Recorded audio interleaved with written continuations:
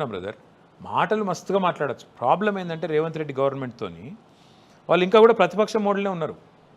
వాళ్ళు ముఖ్యమంత్రి అని ఆయన అనుకుంటలేడు, ఆయన ఎమ్మెల్యేలు కూడా అనుకుంటలేరు ఆయన ముఖ్యమంత్రి అని. అందుకే ఎవరోని పేరు చెప్తుంటారు.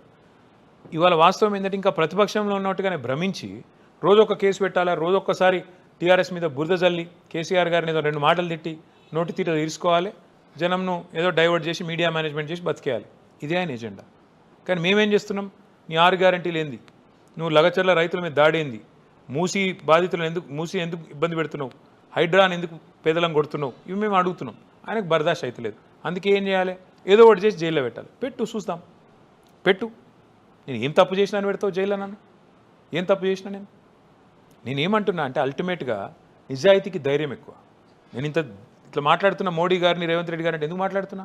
నేనేం తప్పు చేయలేదు. నేనేం చెప్పినా కళ్యాణ్ గారు, రేవంత్ రెడ్డి గారు నీకు దమ్ముంటే, నువ్వు మొగాడివైతే రా, లై డిటెక్టర్ పరీక్షకి ఇద్దరం కూర్చుందాం.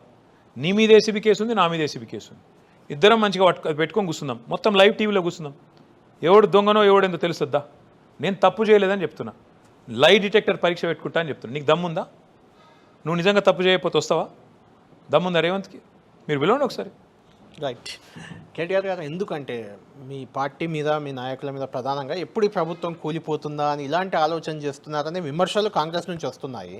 ఆ విమర్శలకు తోడుగా మీరు కూడా అప్పుడప్పుడు మాట్లాడేస్తుంటారు. కడియం శ్రీహరి అంటే ఆయన ఇప్పుడు కాంగ్రెస్లోకి వెళ్ళిపోయింది అనుకోండి, కానీ మొదలుపెట్టింది ఆయన్నే. ఈ ప్రభుత్వం పడిపోద్ది 3 నెలల్లో 6 నెలల్లో అని. ఆ తర్వాత నిన్నగాక మొన్న కొత్త ప్రభాకర్ రెడ్డి, దాన్ని మీరు కూడా సమర్థించారు. కొత్త ప్రభాకర్ రెడ్డి అన్న మాటలో ఏ తప్పు లేదు. ఏమన్నాడు కొత్త ప్రభాకర్ రెడ్డి? మేము తిరుగుతున్నప్పుడు కలిసే ప్రజలు ఈ దరిద్రం ఎన్ని రోజులు భరించాలి? ఇంకా ప్రజలు అనలేదు, పారిశ్రామికవేత్తలు. ప్రజలు కాదా?